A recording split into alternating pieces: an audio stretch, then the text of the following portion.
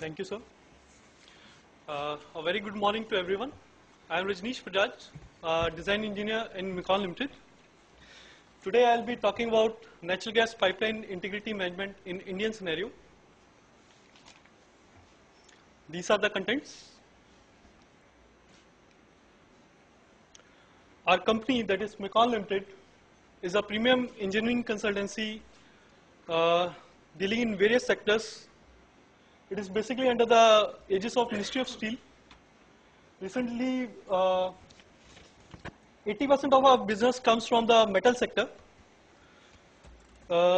We have 4 strategic business units: metals, oil and gas, infrastructure, and power. I come from the oil and gas SBU, where we basically deal with the cross-country hydrocarbon pipelines, city gas distribution networks, POL terminals, and various other subjects.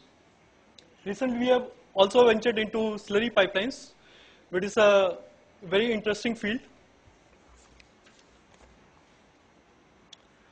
Now let's start with our main topic. As we all know, pipelines are the cheapest, safest, most reliable, and most efficient way to transport any hydrocarbon. These hydrocarbons, being inflammable in nature, have various hazards associated with them. This may be leaks, spills, or fires, etc.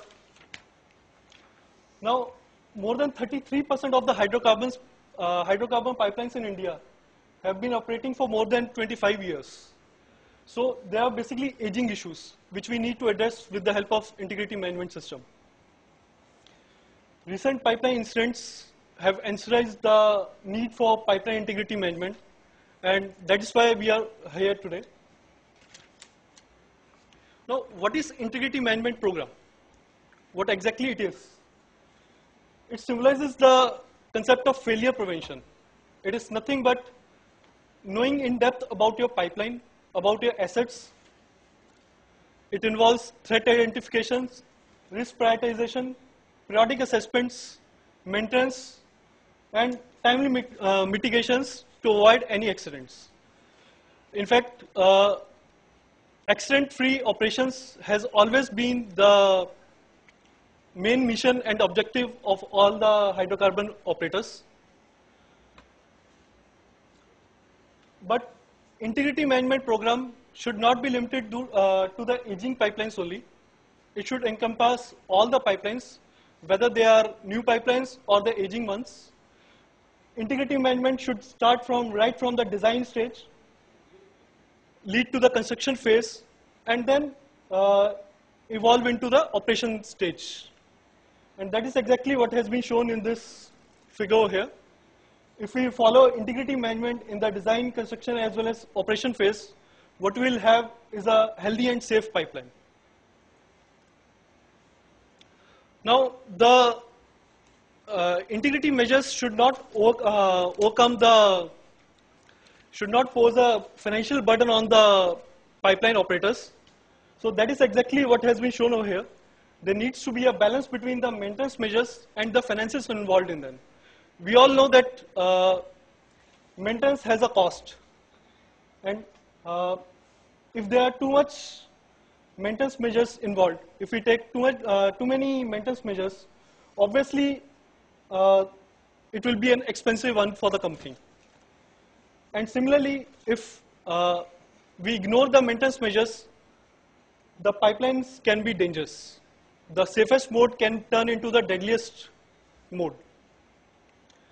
The possibility of creating a balance between these maintenance measures and the resulting finances depends upon the knowledge of the pipeline network, which obviously comes from the integrity management program. So we need to have a fine balance between the maintenance measures and the finances.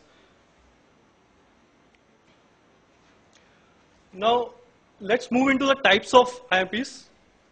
There are basically 2 types of IMPs: prescriptive based and performance based. In the prescriptive based, we need a very reduced data, very less amount of data. They are basically predetermined conditions, and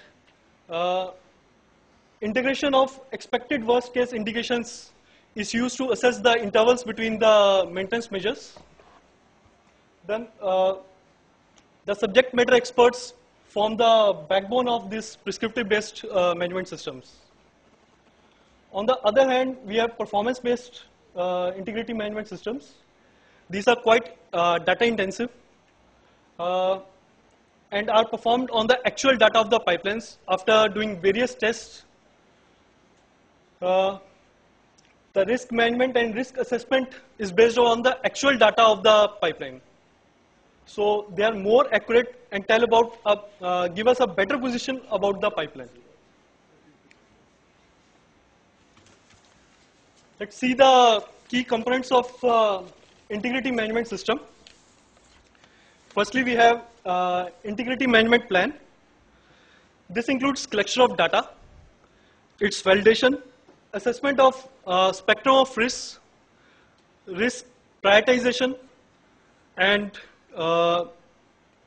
risk mitigation in order that we do not have mishaps. Then we have performance plan. This is basically a mechanism to monitor the performance of the integrity management plan. Then is the communication plan, which is basically a structured plan involving information and data exchange internally as well as with the external agencies. Now, management of change plan is a process of incorporating any changes in the system, whether they may be physical or they may be in the system. Then we have quality control plan, which is basically to establish the requirements of quality in execution of the processes defined in the integrity management plan. Now, when we talk about the pipeline integrity management, the first and foremost thing is the pipeline threats. What are the threats to our pipelines? We need to identify those. According to a research by PRCI, there are basically 22 pipeline threats, and one of them has been listed as unknown. The remaining 21 threats have been classified in 9 categories that have been shown over here. And these, as you can see, these 9 categories have also been delineated into 3 major subheadings based upon the time dependency of these threats. These are time-dependent threats, table threats, and time-independent threats.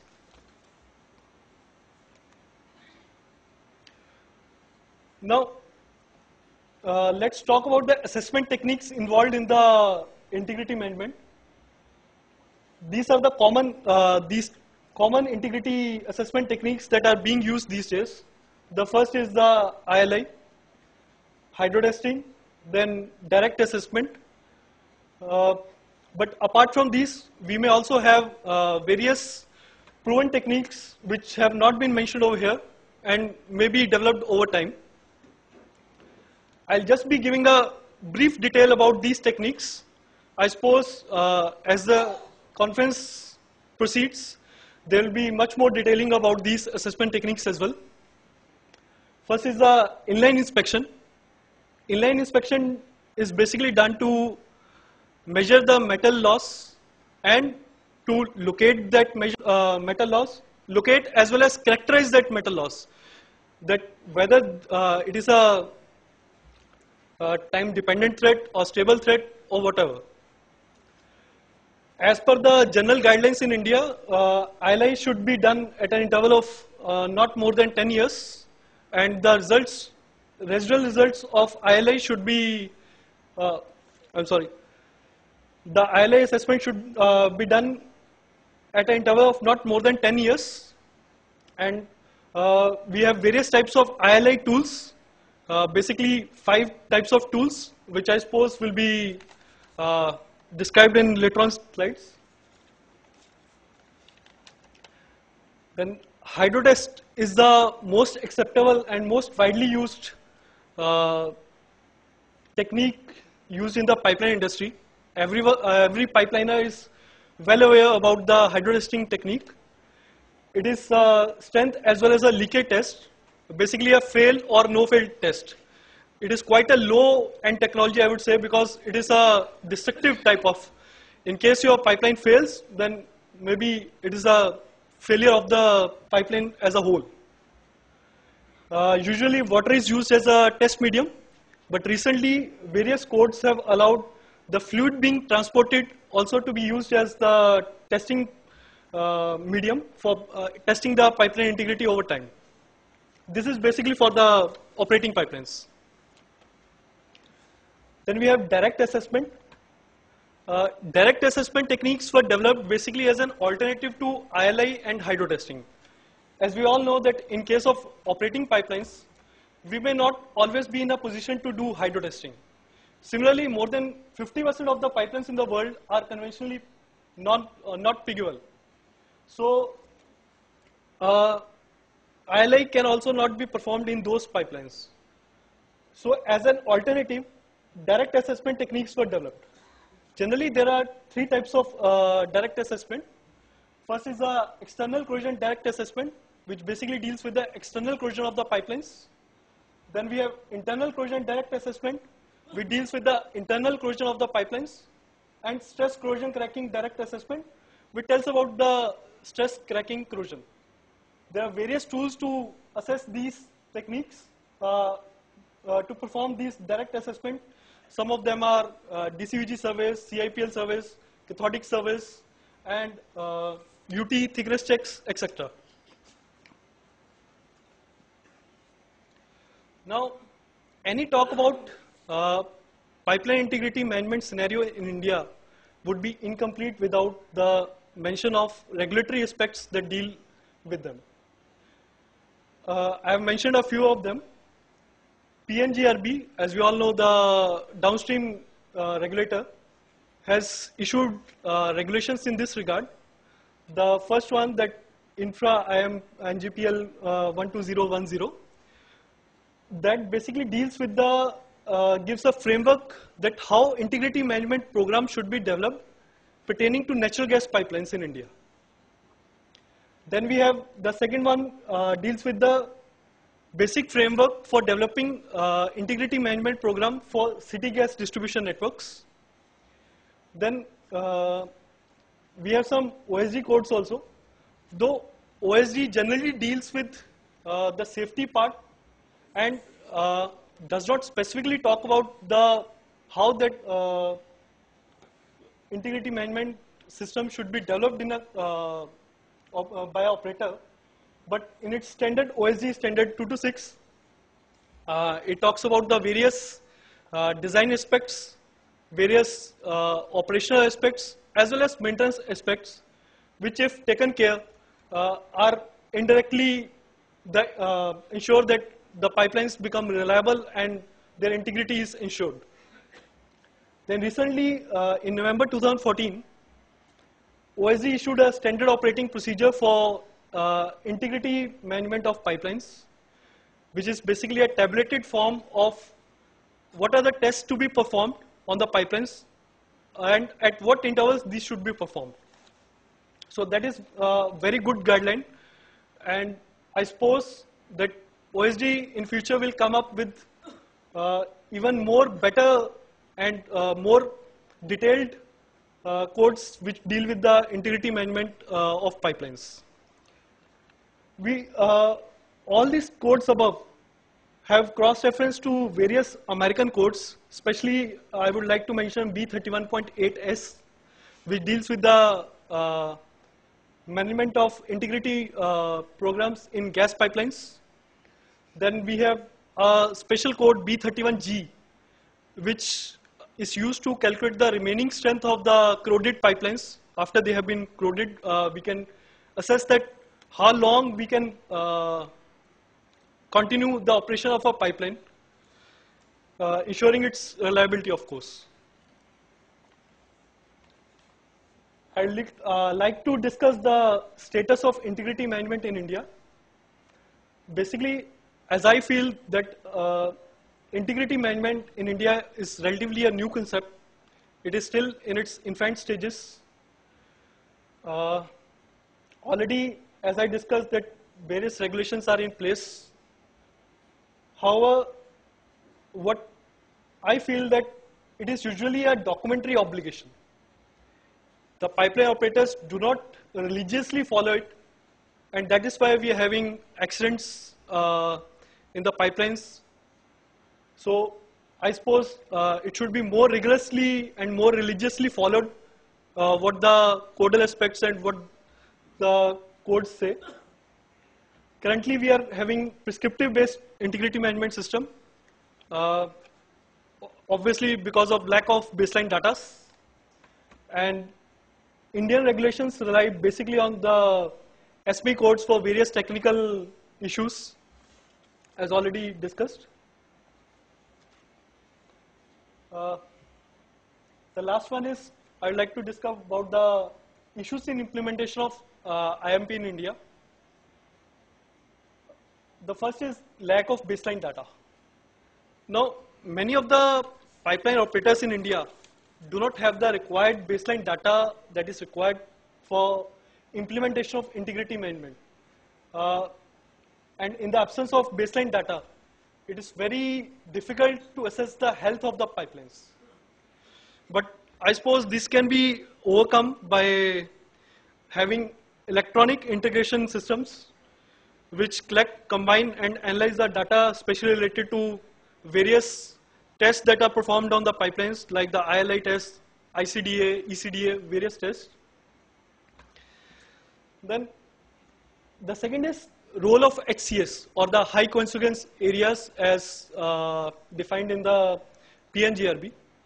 Our PNGRB regulation defines what is high consequence area, but it does not deal with that what is the significance of high consequence areas in Indian aspect. So I suppose that needs to be addressed. Plus, the how do we classify an area's high consequence area, and at what interval it should be reassessed, has not been properly addressed in these codes. Then defect classification. Our regulations mention a few cases of defects, each for immediate, scheduled, and monitored response.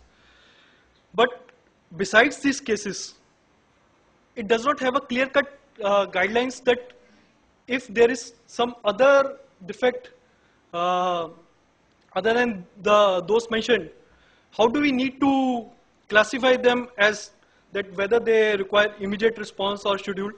And furthermore, what should be the, my next point, that what should be the response time for them? In some of the cases, we have to refer to the SME B31.8S, where it tells that maybe it may be 180 days, or maybe there is a graph that correlates that response times for various threats. But I suppose that we should address this in our Indian regulations as well, in Indian context. Then the repair methods. In the repair methods also, as far as our Indian regulations are concerned, they always refer to the American codes or to the some other British codes, etc. I suppose we need to have more detailed repair methods as well, which are well suited and well tailored to the Indian needs. Then the implementation part. Someone has rightly said that safety has no quantifiable returns in terms of the balance sheet of a company.